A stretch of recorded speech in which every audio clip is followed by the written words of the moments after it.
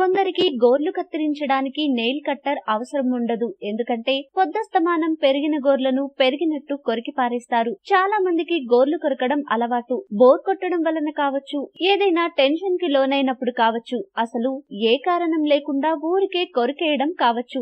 ఎలా చేసినా ఎందుకు చేసినా ఇది మంచి అలవాటు మాత్రం కాదు. ఎందుకంటే అందరికీ అర్థమయ్యే సాధారణ కారణం గోటిలోని మురికి శరీరంలోనికి పోవడం. సాల్మొనెల్లా, ఈకోలీ లాంటి ప్రమాదకరమైన బ్యాక్టీరియా గోటి నుంచి బాడీలోకి వెళ్తుంది. ఇంకా ఏం జరుగుతుందంటే గోర్లు కొరకడం వలన కొన్ని రకాల చర్మ సంబంధిత ఇన్ఫెక్షన్లు కూడా రావచ్చు.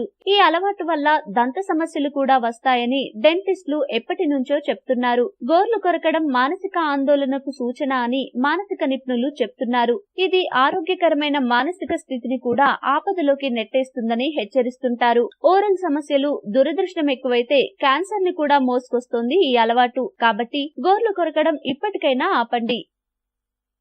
మీకు ఈ వీడియో నచ్చితే లైక్ చేయండి, మీ ఫ్రెండ్స్ తో షేర్ చేసుకోండి, కానీ సబ్స్క్రైబ్ చేయడం మాత్రం మర్చిపోకండి. Thanks for watching.